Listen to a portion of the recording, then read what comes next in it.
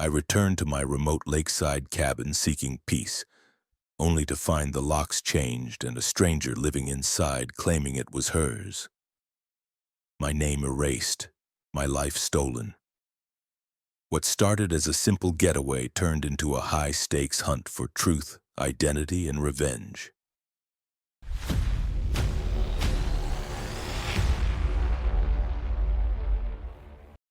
I was already halfway through my third cup of gas station coffee when I turned off the highway onto the narrow gravel road leading to the lake. It had rained the night before, and my truck bounced over the occasional pothole, kicking up misty clouds of dust and pine needles. The deeper I went, the quieter it got. No cell service, no traffic hum, just the faint slap of tree branches against my side mirrors and the kind of stillness you only find when you're 40 miles from the nearest grocery store. I smiled despite the bags under my eyes and the ache in my shoulders. 7 months. 7 long months I'd been buried under blueprints, deadlines, and corporate nonsense in Seattle, dreaming of this place like a man dreams of air. My lake cabin, my quiet patch of Montana peace, wasn't just real estate. It was my backup generator for the soul, the kind of place where you remember your name without a title after it. Every time things got too loud in my head, I'd picture myself sitting on that wooden deck, beer in hand, watching the water move like a sleeping animal. I'd spent years restoring that place myself. Every beam, every floorboard, hell, I even picked out the rocks for the fireplace one by one. Nobody else touched that cabin but me and the folks I paid to mow the grass when I wasn't around. So imagine the cold splash of confusion when I parked in the driveway and slipped the key into the front door, only to have it jam. I jiggled it, then turned it harder, then cursed at it. The lock had been changed. My first thought was, vandals. Maybe some bored kids broke in. But the windows were intact. Porch light was on. Trash bin rolled up neatly to the side of the house. Everything looked lived in, maintained, not ransacked, not robbed, just occupied. Then I heard footsteps inside, and then the door opened. A woman, maybe in her early 50s, in yoga pants and a cardigan, stepped out with the casual calm of someone answering a delivery. Blonde streaked hair pulled back into a loose ponytail. Calm face, no panic, no, oh my God, I'm caught in someone's house kind of look. "Can I help you?" she asked. My brain took a moment to catch up. I glanced at the number above the porch. This was my cabin, my house. I built that goddamn mailbox myself. Yeah, I said, trying not to sound like I'd lost my grip on reality. "This is my property. You're in my house." Her brows lifted in polite confusion. "I'm sorry, I think you've made a mistake. I've lived here for over 6 months." I blinked. "No, that can't be right. This is my place. Thomas Reeves. I bought it 4 years ago. You must be confused." She didn't raise her voice, didn't argue, just tilted her head slightly like she was talking to someone mildly unwell. "Well, Thomas, is it? I have the deed to this house in my name. I purchased it in May. You're welcome to see the paperwork if that'll help." My heartbeat was somewhere in my ears now. I could feel the back of my neck getting hot. "I'm calling the sheriff," I said. "Of course," she replied with infuriating poise. "I think that would be best." The sheriff showed up about 30 minutes later, an older guy named Clay who looked like he'd rather be fishing. I'd met him once before when my septic tank had backed up 2 summers ago. This time he stepped out of his cruiser with that look small-town officers wear when they suspect they're about to mediate a property dispute that smells more like a hangover than a crime. I explained everything: ownership, the fact that the locks were changed, that I'd been gone for months. I showed him copies of my deed, my title, utility records, even photos of the renovation I did. Then she calmly handed him her own set of documents. Clay squinted at the printouts. Karen West, he read aloud. Title dated May 7th, notarized, huh? Sheriff, that's not possible. I never sold this property. I didn't sign anything. My name should still be on the title. Well, Clay said slowly, paperwork seems to be in order on both sides, which means we've got a dispute on our hands. Not my call to make. That's for the courts. Karen turned to me with a smile that didn't reach her eyes. I understand this is confusing, Thomas. You're welcome to come inside, look around. You'll see there's nothing of yours here. Perhaps you're thinking of another property? I almost lost it then. But something about her calmness, that too-even tone, made me pause. She wasn't surprised. She was prepared. I stepped inside. Gone were my vintage fly rods, my handmade bookshelves, the Navajo blanket I picked up in Arizona. The walls were repainted. The sofa wasn't mine. My framed photos vanished. Nothing. Not a single object that proved I'd ever lived there. Clay glanced at me as if to say, "You sure, buddy?" I swallowed whatever curse was loading in my throat and forced a nod. "Yeah, sure." I stepped back outside and looked at the house, my house, like I was seeing it for the first time. Karen leaned on the porch rail, serene as a cat in a sunbeam.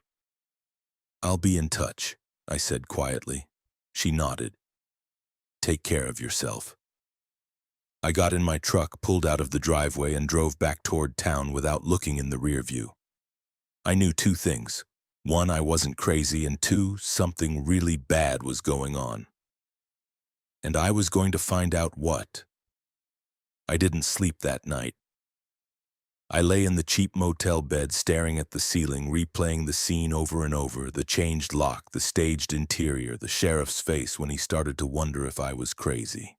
Somewhere between 3 and 4 in the morning, I made a decision.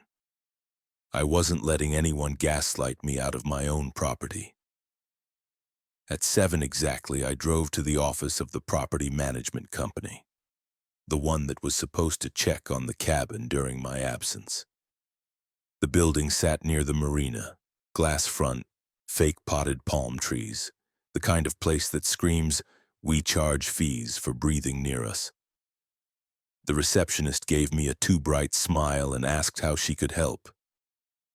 "I need to talk to whoever handled my account," I said.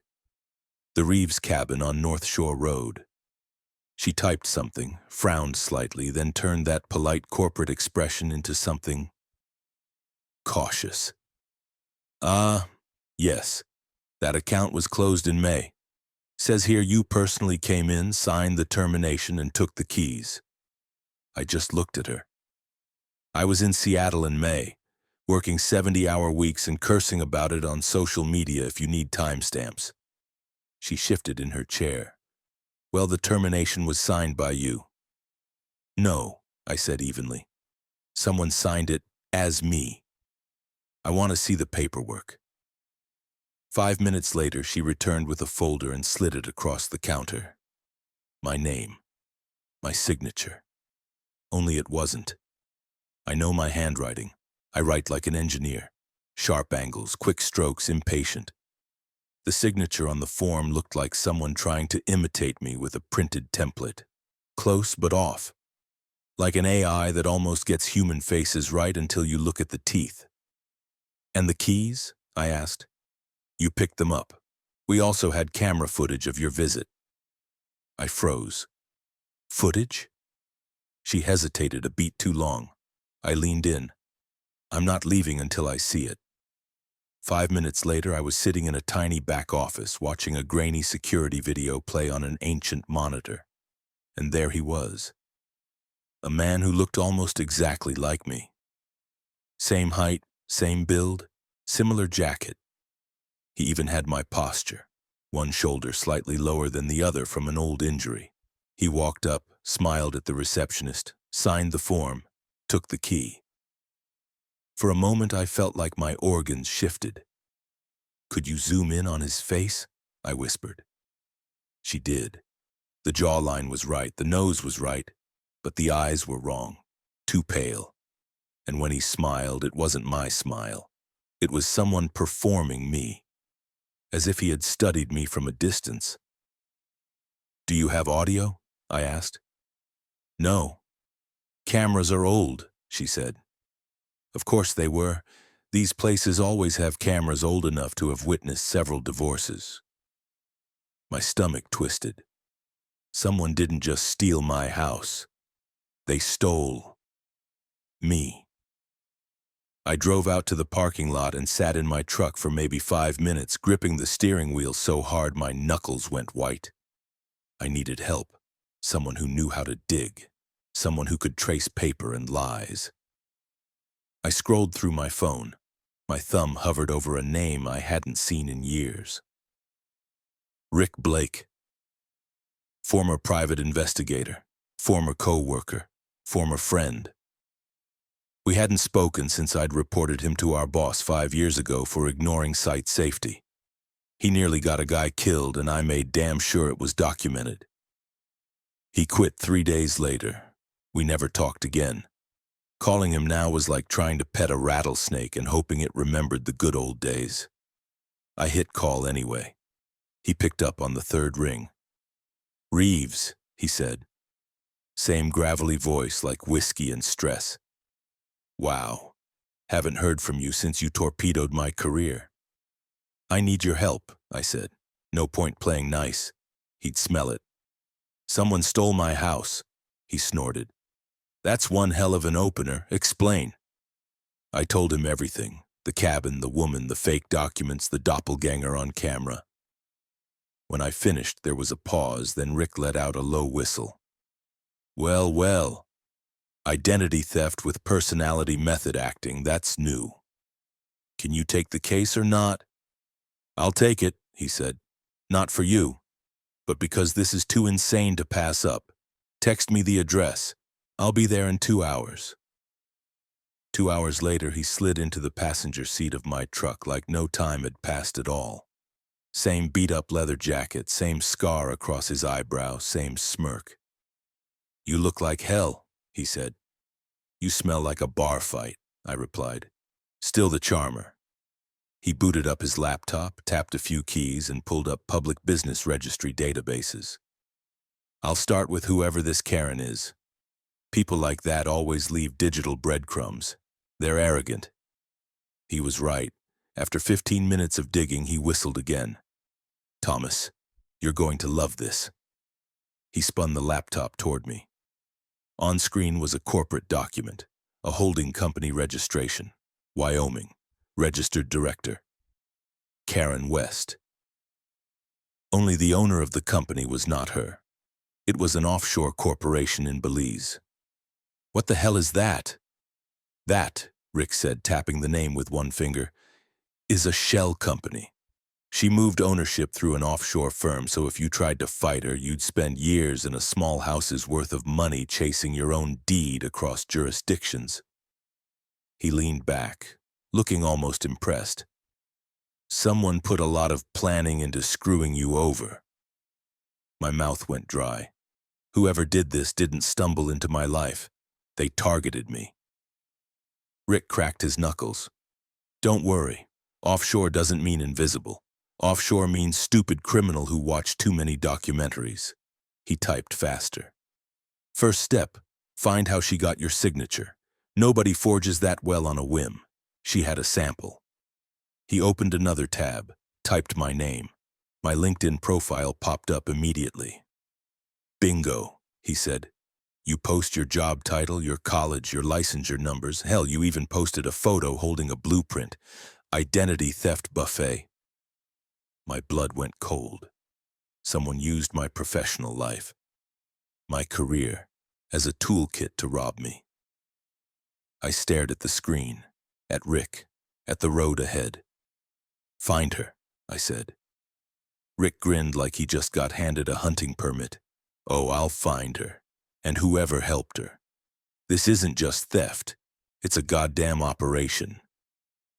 Rick worked like he was trying to outrun death itself, typing so fast the keys on his laptop complained. I sat in the passenger seat of my truck, engine idling in an empty Walmart parking lot. the only place in town with decent Wi-Fi and zero spectators. Through the windshield, I watched gulls fight over a French fry, wishing life were that simple. Rick didn't speak for a long time, which was unnerving. Normally, he narrates everything he does, a side effect of too much caffeine and too little self-awareness. But now, silence. Deep, focused, dangerous silence. Finally, he exhaled. Well, I found our golden thread. He turned the screen toward me. A scanned document filled the display. A notarized power of attorney that supposedly gave Karen the right to act on my behalf. My name, my address, my personal data, all correct. The signature, almost correct. The notary stamp was real, though, and the photocopy showed a faint embossed seal. Rick tapped the name of the notary with a fingernail. This guy's been investigated twice for fraudulent notarizations. Minor things, nothing on this scale. Signing documents without verifying identity, stamping forms sent by FedEx instead of in person. Meaning what? I asked. Meaning Karen found someone who didn't care who signed as long as he got paid. My stomach tightened. But how did she know enough about me to fake all that? He didn't answer. Instead, he opened my LinkedIn page again and scrolled. Education, companies, past positions, licensure number, public projects I'd worked on. My resume laid out like a buffet platter for sociopaths. What did you always tell me? Rick asked without looking up.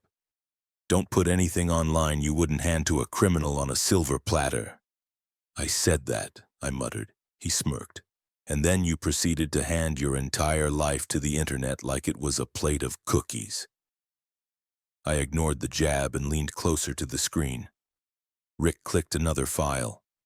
A second PDF opened. A background verification report. My background. My SSN, previous addresses, DOB, job history. Where the hell did she get that? My voice cracked. Rick's eyes finally lifted to mine. This isn't from LinkedIn. This is from a corporate employee database, and I know exactly what it looks like. I blinked. What? A few years ago, he said slowly, you worked at Cascade Engineering. They used a third-party data aggregator to manage employee records, remember? My blood went cold. Yeah. Why? Rick opened another window, typed fast. Too fast. His jaw tightened. Then he leaned back and cursed under his breath. Well, he said, this just got biblical. He turned the laptop toward me. There on the screen was a business registration from 5 months ago. Accountant and legal representative for Karen West's Shell Corporation. Douglas Barton. Every muscle in my body locked. Doug Barton, my former co-worker, my former supervisor. The man who once tried to steal my design draft and pass it off as his own. The same man whose promotion I ruined when I reported him to management. Rick whistled low. Never thought I'd say this, but congratulations. Your old workplace drama grew legs and bought itself a criminal conspiracy. I stared at the name, the letters blurring. Doug stole my data. More than that, Rick pulled up another file. He used his old system login to access archived employee records, which weren't properly deleted after you left. And he sold that data to her. How do you know? Rick zoomed into an email header. Look at the sender. Encrypted email routed through a private Swiss server. But the originating IP pinged from Bellevue, Washington, from the office IP range of Cascade Engineering. And look, timestamp. Early morning. Doug always got to work at dawn to get ahead of everyone. I clenched my teeth, remembering his smug face.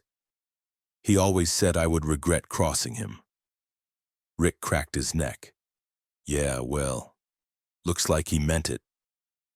I leaned back, feeling the truck seat dig into my shoulders. So this wasn't random. It was planned, personal. Karen running the operation, Doug providing inside access and identity data. The doppelganger? Still a mystery. Rick closed the laptop and grabbed his thermos. We've got enough to tie Doug to the stolen identity, but we still need a connection between Karen, Doug, and the property transfer. That's where the offshore corporation comes in. He took a long drink of coffee, then continued. She didn't sell your cabin to herself. She sold it to a holding company she manages. But that holding company is technically owned by a second shell company in Belize. So on paper, you weren't robbed. You voluntarily transferred ownership to a corporation. That's insane. That's how rich criminals hide yachts, he said. Karen just downsized the concept for lakeside real estate. So what's the weakness? Rick grinned. Shell companies are airtight, except when idiots get lazy. He reopened the Wyoming filing and pointed to a tiny detail. She reused the same digital signature certificate on multiple filings, all traceable, and she paid the filing fees with PayPal. I blinked. PayPal, the place college kids sell used couches. Yep, which means, Rick said, sliding the laptop shut with a click, we can subpoena the PayPal account, trace it back to her personal bank. And Doug? Rick smirked darkly. Doug logged into the Belize Holding Company's administration panel from his home Wi-Fi, because apparently he can mastermind identity theft but still piggyback on his neighbor's router. I stared at Rick. You really think we can catch them? He opened the truck door and hopped out. I don't think, he said. I know. He leaned back inside. Next step, we set bait, make her think she succeeded, and then we take everything from her. I didn't answer. I just sat there staring at the lake beyond the parking lot. The water was calm, like it didn't care that my entire life had just tilted sideways. Rick shut the door, patted the roof of my truck twice, and walked toward his car. When he turned back, his grin was vicious. Let's go crack a shell company. The thing about planning a sting operation is that it sounds way cooler than it actually feels. In movies, it's slick, hidden cameras, snappy one-liners, slow-motion walkaways. In real life, it's mostly waiting, emails, and paranoia that someone's going to screw up the timing. Rick was loving every second of it. We decided to stage a fake property sale, dangle the bait right in front of Karen and see if she'd bite. Rick knew a retired FBI agent in Missoula who now worked as a real estate consultant for special cases. Translation: undercover operations involving idiots with too much audacity. We drafted a listing, nothing too flashy.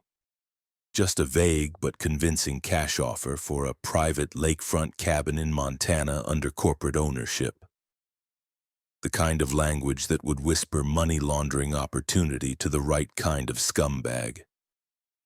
Karen, of course, responded within 48 hours.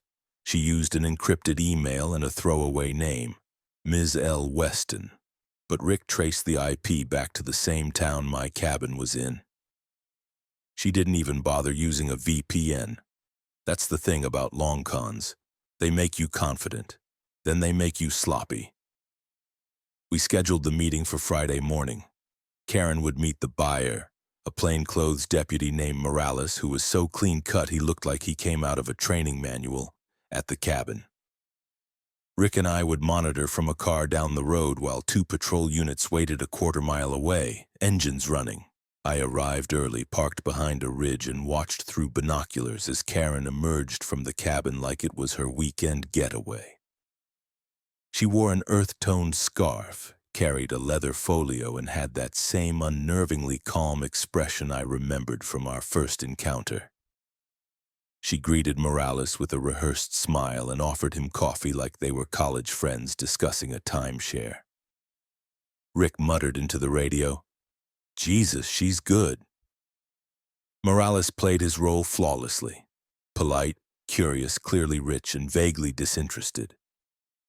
He asked the right questions. She gave the wrong answers. Claimed the property had been purchased by her company last year. Presented printed copies of the deed transfer, the power of attorney, and the Belize Holding Company's ownership trail. All of them fake. At one point, Morales asked if she had any hesitation about such an unusual ownership history. Karen smiled. That's why the price is so reasonable. You're getting a gem with a little bit of mud on it. I almost lunged out of the car. Rick grabbed my arm. Wait for it. Morales nodded and handed her a fake cashier's check. Here's the deposit. Full amount upon verification of title. Karen took it, smiled. Pleasure doing business, she said. The second her fingers wrapped around the check, Rick keyed his mic. Move. The patrol cars pulled up fast, lights on, sirens off. One unit blocked the driveway. 2 officers approached from the tree line. Karen blinked, confused for exactly 1 second, then bolted. Rick was out of the car before I could stop him, yelling, Hands where I can see them! Karen made it as far as the gravel path before Morales caught her by the arm and spun her around.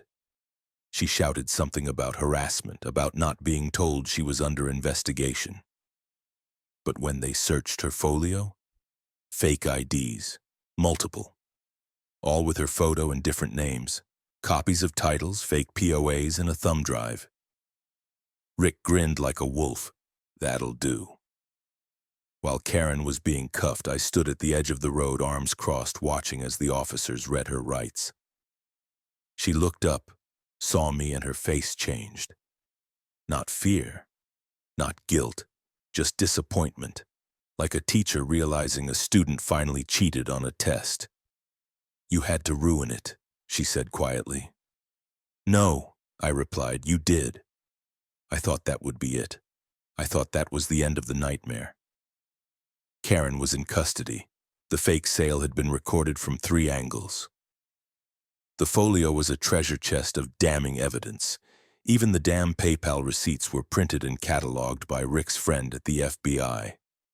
But Doug wasn't at the meeting. Rick and I figured he was either running scared or playing shadow puppet from a safe distance. He hadn't used his personal accounts in days. His address in Washington came up cold. He was a ghost. Let's smoke him out, Rick said. People like Doug, they don't run. They hide until they think the fire's gone, then crawl back out with a new name and the same plan. We went through his known emails, business filings, even burner accounts. Then Rick found it, a recent hotel reservation under a fake name but using Doug's old travel rewards number. He was booked at a motel in Billings for the following Monday. That gave us 2 days. I thought about staying in town, keeping a low profile. But then I remembered my cabin was technically mine again. So that night I drove back. It was surreal. The furniture she brought in was still there, modern, soulless. My old bookshelf replaced by an IKEA monstrosity. But the bones of the place were still mine. I walked through slowly, touching the walls, the beams, like I was checking to see if they remembered me. I stood in the kitchen and looked out the window toward the lake. No moon, just black glass. Then something moved, a shadow outside. I stepped back instinctively, heart pounding. The porch creaked, and then silence. I grabbed my phone, flicked on the exterior security app. Motion alerts showed nothing. But I knew what I saw, or at least what I felt. Someone had been there, watching. I didn't sleep that night. Again. Even after Karen's arrest, even with 6 cops swearing up and down she wouldn't be going anywhere for a while. Something in me stayed wound tight. It wasn't just the image of her cool, calculated smirk. It was the silence after the shadow on the porch. That eerie stillness that says someone was there and knew exactly how not to leave a trace. I didn't report it. Rick would have laughed and told me I needed melatonin. And maybe he'd be right. But I started locking the deadbolt twice, dragging a chair under the doorknob like I was back in a cheap motel in Mexico. Sunday passed in a fog. I didn't leave the cabin. Didn't trust what I might find if I did. I cleaned, or tried to. Most of the stuff in there wasn't mine. Furniture, dishes, a hideous bronze sculpture of a duck in a tuxedo. Karen's taste was somewhere between faux modern and absurd gallery clearance. I found myself hunting for my things, even something small. A screwdriver, a hook, a nail in a beam. But the place had been stripped, like someone had gone through with surgical gloves and erased me. Then Monday came. Doug's name echoed in my head like a chant. Rick had already left for Billings before dawn, promising to keep me updated. The plan was simple. Doug checked into a rundown motel on the edge of town, probably assuming no one would look for him there.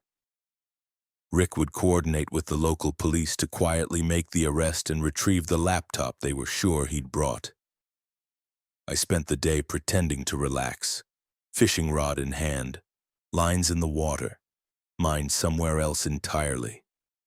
It was around 4 p.m. when Rick finally called. "Got him," he said. I let out a breath I hadn't realized I'd been holding. "Laptop? Yep, unlocked. And guess what? He's not just involved. He's running a goddamn operation." I stood up too fast, the fishing rod tumbling into the shallows. Operation? 3 more properties in Oregon, 1 in Arizona, all under different LLCs, all with the same signature trail. Karen was the face. Doug was the brains. He paused. He also had an old email chain between the two of them. "You're gonna love this." "What?" Rick read from the screen. "Reeves is predictable. Keeps everything documented. We'll mirror him and let the system do the rest. Worst case scenario, he'll just get confused and back off." I didn't answer, because my hands were shaking. I'd been studied, profiled, my routines, habits, all of it used against me. And the worst part? They weren't wrong. I was predictable. I did document everything. I trusted systems. I assumed that if you had the truth in the paperwork, you'd win. Doug knew better, but now we had him. And the documents. Rick said the files were being mirrored and sent to the DA. Fraud, wire fraud, conspiracy, property theft. The list was long and getting longer. I should have felt triumphant. Instead, I felt like something had slipped out from under my feet. That night, back at the cabin, I poured myself a drink and sat on the porch. The sun dipped below the pines, golden light spilling across the lake like honey. It should have been peaceful. But it wasn't.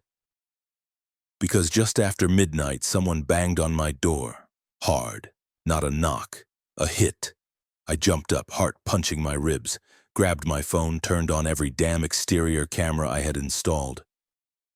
A man stood at the edge of the porch, shoulders hunched, breathing hard, dirty coat, hood up. I stepped closer to the screen, then froze. It was like Doug, not arrested, not in Billings. Here. I backed away from the door just as he kicked it. Wood cracked. "Open the door!" he screamed. "I know you're in there!" My fingers stumbled over the phone screen as I called Rick. "He's here," I whispered. "He's at the cabin." "What?" "I don't know how, but—" A second kick. The door held. Rick barked something to someone in the background. "We're 15 minutes out. Cops are on the way. Locked down. Do not open the door." I dropped the phone and grabbed the bat I kept under the couch. The door was shaking now. Then nothing. Silence. I crept to the window, careful not to cross the frame. Gone. No footsteps, no sound, just stillness. And then, sirens. Blue and red lights painted the trees. Doug was tackled 20 feet from the porch, screaming about how I ruined his life, how he deserved the house, the money, the clean slate. Rick arrived moments later, face pale, eyes burning. He escaped the holding room, switched ID bracelets with a junkie being transferred. I didn't even know what to say. Doug glared at me as they hauled him away. "You think this is over? It's never over. There's always another way." Rick muttered, Well, it's gonna be hard to find that other way with 20 federal charges on your back. I watched the taillights disappear down the gravel road. Then I turned to Rick. I want to sue them, I said. All of them. Civil damages, fraud, property theft, emotional distress. I want them buried in paperwork until they forget their own names. He nodded slowly. I know a guy. And Rick? Yeah? I want my cabin back. He looked up at the building behind me. You already have it, Thomas. No, I said. Not just the title, I want everything they took. My stuff, my time, my damn peace, and I want them to know they failed. It took months. Lawyers don't move fast, especially when there are multiple jurisdictions, offshore companies, and 2 defendants with enough fake paperwork to make a CIA archivist cry. But I was patient. And I was angry in exactly the kind of way that makes people very, very methodical. My attorney, Sarah Martinez, was a surgical weapon disguised as a woman in vintage heels and a cardigan. She specialized in property fraud and looked at Karen and Doug's case like it was a crossword puzzle someone dared her to solve. We're not just filing a civil suit, she said the first time we met. We're going to skin them financially, publicly, and legally. I liked her instantly. We filed on all fronts. Unlawful seizure of property, identity theft, intentional infliction of emotional distress, fraudulent transfer of title, and damages related to the theft and sale of personal property. The list read like a greatest hits of civil litigation. Karen's lawyers tried to bluff early on, offering a settlement for a fraction of what we were asking. I turned it down, because I didn't want silence money. I wanted the truth on record, in court. I wanted to sit there, arms crossed, while Karen had to explain to a judge why she forged my signature, falsified my identity, and stripped my cabin of everything personal before trying to sell it like a second-hand blender. Doug's lawyer didn't even try. He folded faster than a cheap tent. The guy looked defeated from day one, like even he couldn't believe he'd agreed to represent someone who broke out of a holding room to scream at his victim through a cabin door. Courtroom days were strange. You imagine them as dramatic and fast, but they're not. They're long pauses, forms, exhibits. Technical terms that mean, this bastard forged your signature and stole your lake house. Sarah handled it all with lethal precision. Karen tried to play the victim, claimed she'd been manipulated, that she was just a figurehead, that Doug had done it all. But then Rick showed up, in a borrowed suit holding a stack of printed emails, screenshots, and receipts. Karen West, he said on the stand, wasn't just involved. She ran point. She personally registered the shell companies. She personally emailed victims.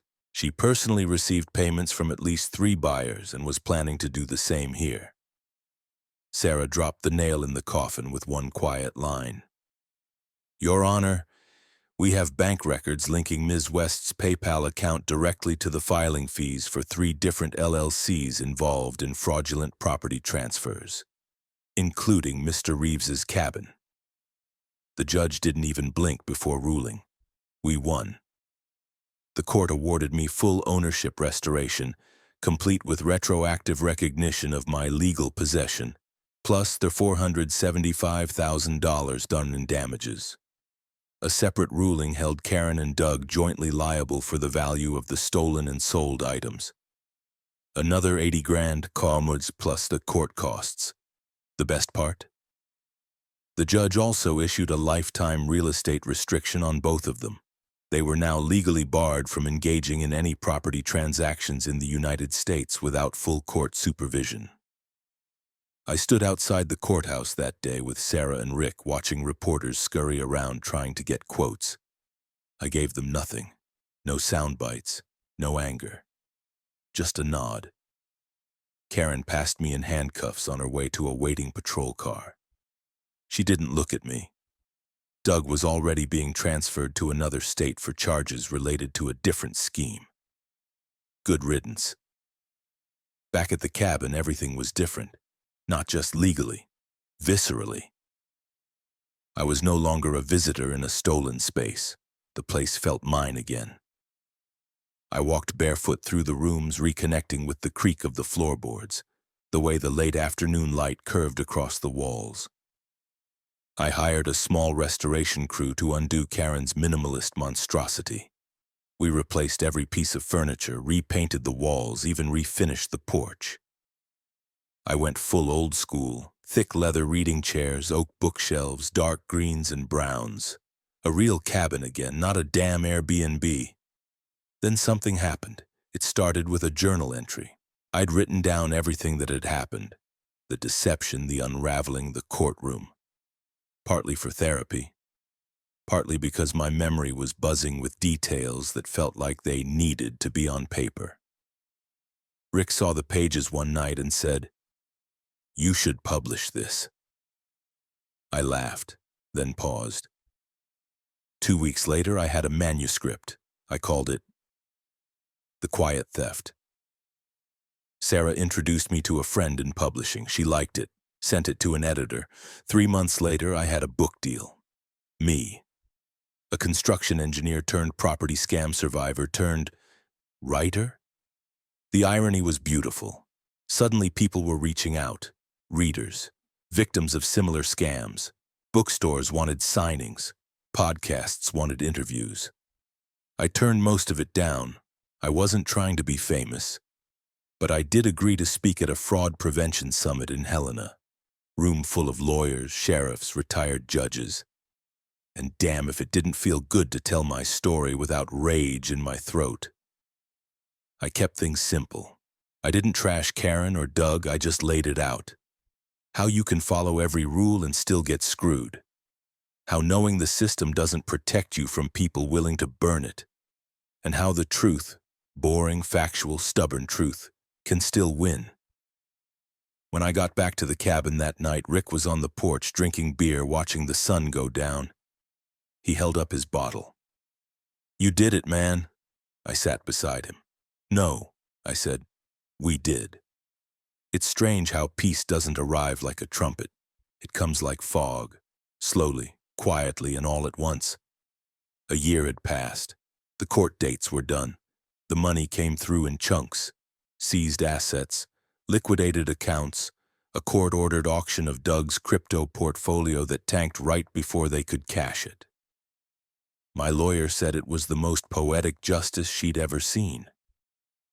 But money wasn't what stayed with me. What stayed was the stillness. The kind of stillness you only appreciate after someone's tried to take everything from you. Your home, your name, your damn life script, and failed. I'd left my old job months ago, officially. Packed up my desk in Seattle, sent an awkward email to HR, and never looked back. No fanfare. Just a quiet, deliberate escape. Now I woke up to birds, not emails. My daily schedule revolved around coffee, writing, and deciding whether I wanted to fish or chop firewood first. And okay, occasionally checking my book's Amazon ranking. I'm not made of stone. The Quiet Theft had done well, shockingly well. Enough to land me a follow-up deal. I started writing a second book, half memoir, half cautionary tale, called Paper Walls: How People Steal What You Think You Own. Working title. Rick hated it, said it sounded like a documentary about origami crime. Speaking of Rick, he'd moved into a cabin a few miles down the lake. Said he was retired, which apparently meant he spent his mornings fishing and his evenings playing poker with deputies who owed him too many favors.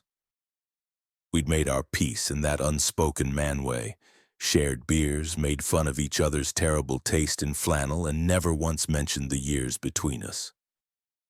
Water under the bridge, or frozen under the ice, depending on the season.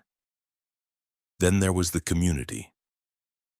When all this started, I was a ghost. The guy who showed up once a year, paid his bills, and disappeared. Now, I ran the firewood co-op, helped the neighbor's kid fix up a treehouse, even got suckered into judging the annual Lake Chili Throwdown, where I nearly died from a woman named Pam's nuclear mousse habanero special. It wasn't flashy, it wasn't glamorous, but it was real, and I finally truly felt home. One morning I stood on my porch with a cup of coffee in hand, watching the steam curl into the crisp October air. The lake was calm. Fog hovered over the surface like a secret waiting to lift. Then I heard it, footsteps on gravel. A kid, maybe 10 or 11, rode past on a beat-up bike. He slowed as he saw me, pointed at the mailbox. "Hey, you're the guy from the book, right?" I smiled. "Depends. Did the guy in the book have more hair?" The kid snorted. "Mom says you're like a real detective or something." "Just a guy who got scammed and got mad about it," I said. He grinned, saluted, and pedaled off down the trail. I looked at the mailbox, still the one I built, still slightly crooked, and shook my head with a smile. Just a guy who got scammed and got mad about it. Maybe that's not a bad legacy. As I walked back inside, my phone buzzed. A message from Sarah. "Publisher wants to talk movie rights." Of course they do. I poured another cup of coffee, sat at my desk, opened my laptop. Back to writing, back to peace, back to home.